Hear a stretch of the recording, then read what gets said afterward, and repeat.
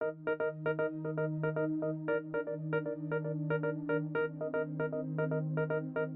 you sell Girl Scout cookies? Yes, I did. Not anywhere near the number you've sold. And when I was selling Girl Scout cookies, I didn't have online tools or a marketing plan or a strategy. Yeah, Digital Cookies is an online program where customers can just do a simple click and they have some cookies. So there's a bunch of different things I did to promote those sales, especially like social media, making funny parodies to popular songs. So what else? What else did you do? I had business cards. I got pretty serious about it. Yeah, I remember asking for Christmas, "Oh, can I have business cards, please?" But it's actually a pretty helpful tool because they just have some contact information, and I make sure with every customer when I'm delivering cookies, so here's my business card. You can come back, buy more cookies, and I think repeat sales is what helped increase those number of boxes. Some people bought like a whole case at a time. Did they buy a particular flavor? Well, I think Thin Mints especially, along with my favorite. yeah, It's my favorite. with Samoas and tagalongs. What do you want to do with a career, and how do you think Girl Scouts is kind of helping you look at where you're going with your education, or what you even might be thinking in the future you might like to do? Well, some common interests that I'm noticing I like are engineering and science, and especially oceanology. Oh, wow. Yeah, so I think that maybe marketing could help somewhere in there for, like, maybe say I'm at this company and they want me to sell something.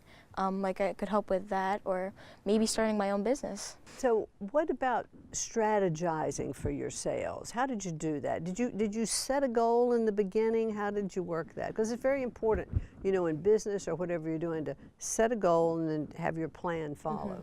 Yeah, very important, especially set a goal. In January, I think it was more of a typical month to call like all the people that you know in your mom's contacts, or or to like go door to door. That was actually really handy, because then also having cookies on hand too, like when you're delivering later in the month, like in early February, like have just they can buy another box of cookies.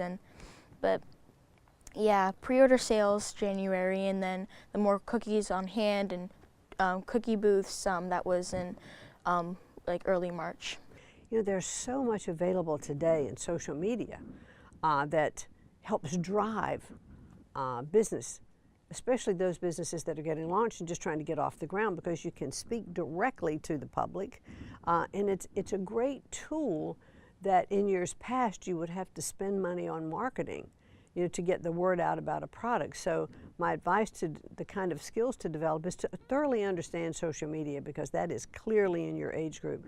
Social media for good purposes. One more thing. Okay. So you ran a successful business in your previous career, and what did you learn from your successes and failures in that experience?